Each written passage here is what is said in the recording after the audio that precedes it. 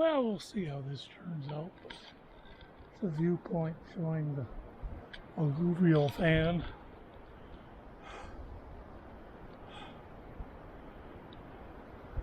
Then the other side looks like this. The trail looks like that where I'm going, and like that where I've been.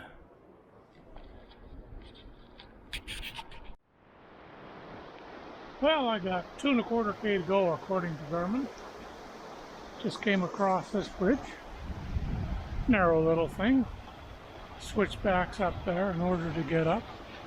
That whole section's along there. You can see how this stream goes down, and you can see the edge of the lake down there, and that whole section up in here are PUDs. Pointless up and down. Well, not pointless. I mean, they get us somewhere, but it's up and down and up and down and up and down.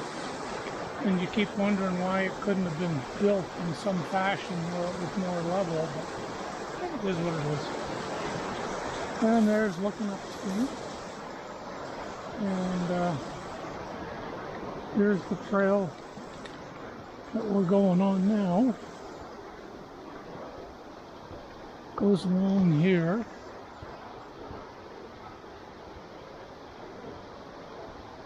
Closure there. And so you can see we're back to this bridge again. And people, so we'll stop filming. Well, here at the head of Kinney Lake, walking across this large alluvial plain. It's pretty here. Should be able to see the trail behind me there.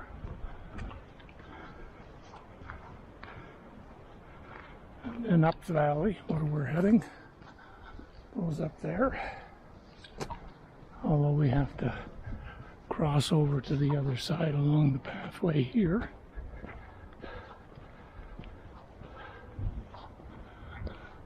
Oh, some nice waterfalls up there.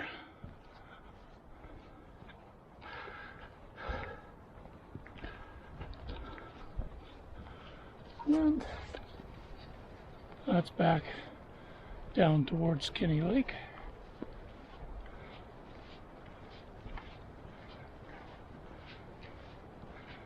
So let's see. Probably should have worn the thicker socks with the new insoles.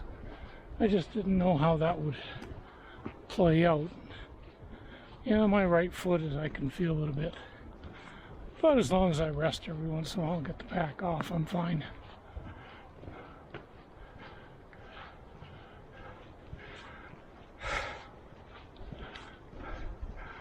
Oh, we got some up ahead. You can see because there's people coming towards me.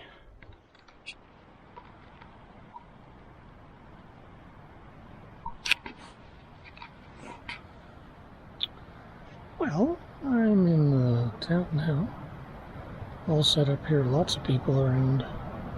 It's not the it's a big campground and lots of sites are close to one another.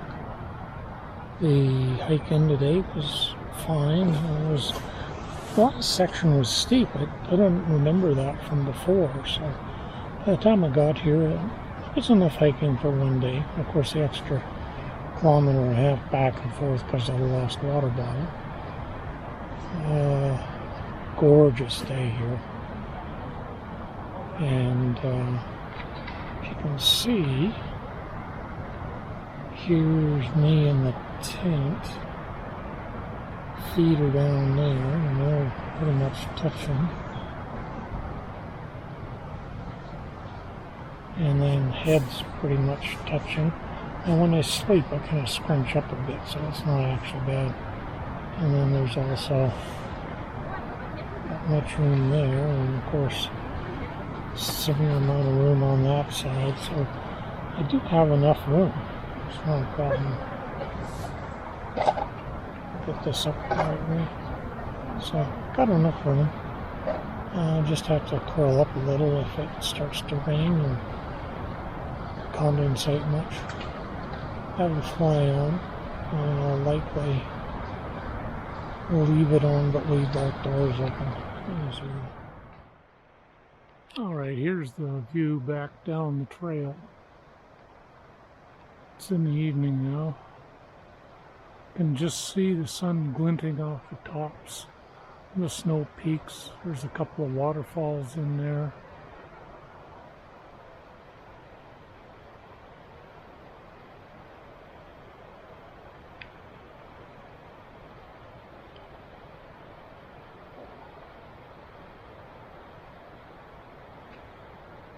And then more falls there, more falls coming off that mountain way over there. This is the trail I'm heading up tomorrow.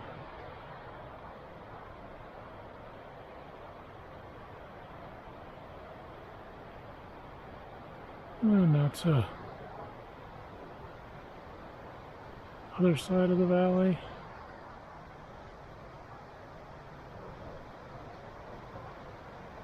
So that's a 360 view. So it's now, what time is it? 7:30. And yeah, had dinner. Yeah, the half package works well. Had some kind of pasta thing. It's really tomatoey. I think I'm gonna have to figure out how to make my own. Anyway. Had that and soup and some jerky and some M&Ms for dessert. I was talking to somebody, they have a chair one. Well, actually it's a copy of it. It's from Amazon and it's only like $50 instead of $150 if you get the Hill and Ox version. So I may look at that. The 2 pounds is a bit much to carry. This is one mosquito. It's just in there all the time, but it may be worth it. It's just that the weight of my food bag is so much. Jeez, when I'm doing a trip of this length,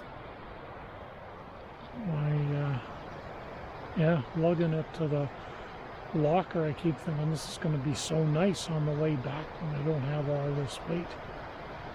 And when I look at my elevation gain tomorrow, it is, well, I'll have to kind of point here. I go up in that general direction there.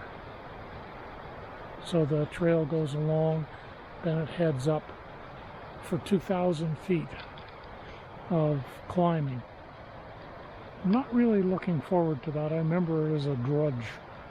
More than a drudge the last time I did it, and that was 30 years ago, so as I say, it's not something I'm really looking forward to, but it's on the trail. And of course that plays into, well, I really like the idea of a chair, because a chair has a backrest, and that's one of the things when I get to camp, I pretty much need to lay down for a bit in order to rest my back.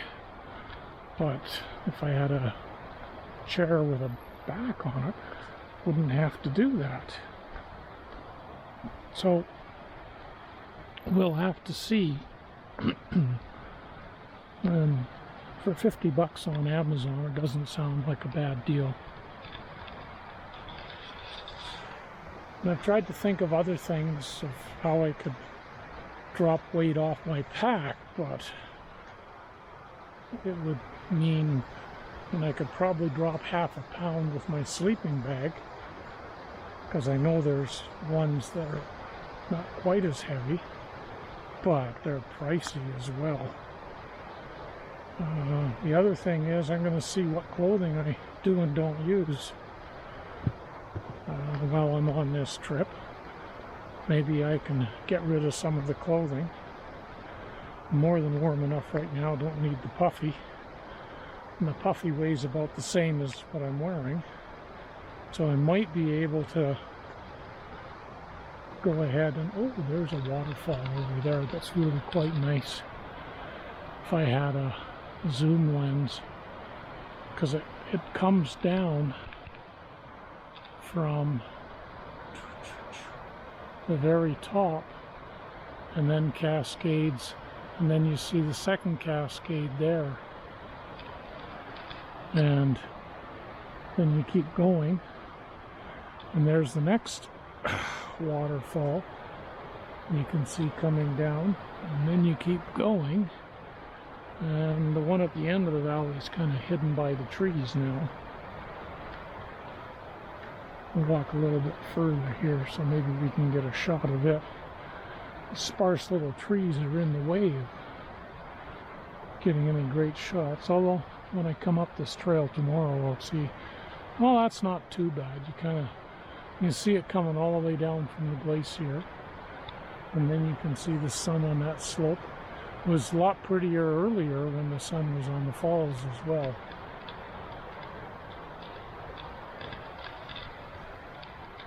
Anyway, I was chatting about trying to lighten my load. My base weight seems to be right around the 20-pound mark, and then maybe 22. And I loaded up with 5 days of food and a couple liters of water. It just adds up.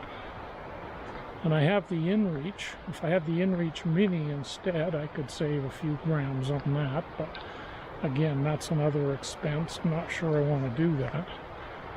I have figured out how to pair my phone with it, so I can do everything with an InReach Mini that I could have done with the InReach, other than the GPS mapping component of the InReach Explorer SE Plus that I have. Plus, my understanding is it has a significantly better battery life, so that's a nice thing. Oh, I'm going downhill now, I can feel it. I'm going to feel it tomorrow then.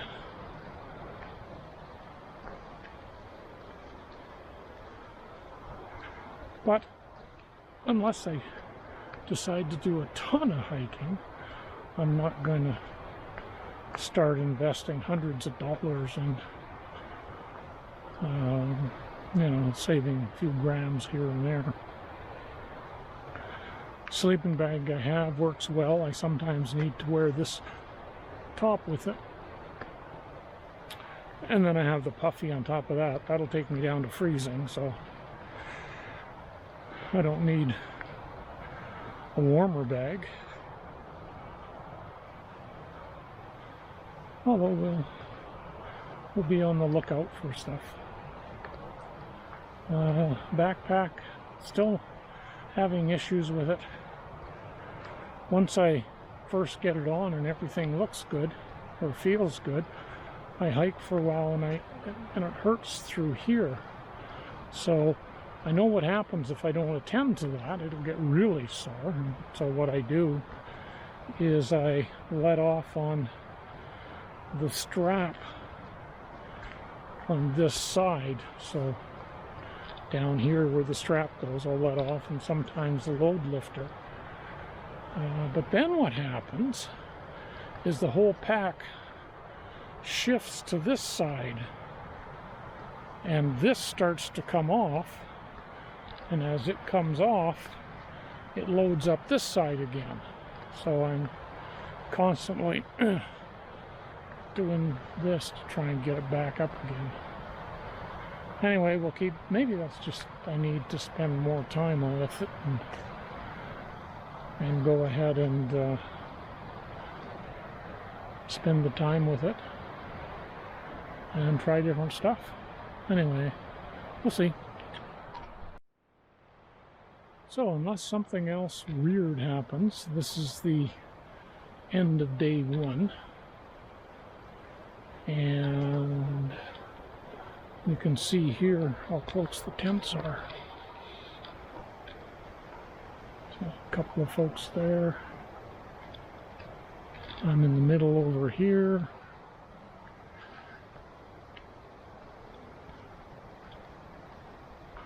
There's another tent off over into there. There's a Another tent off into there. You can see more tent fabric through there. So tents are not maintaining social distancing. Well, good night from day one.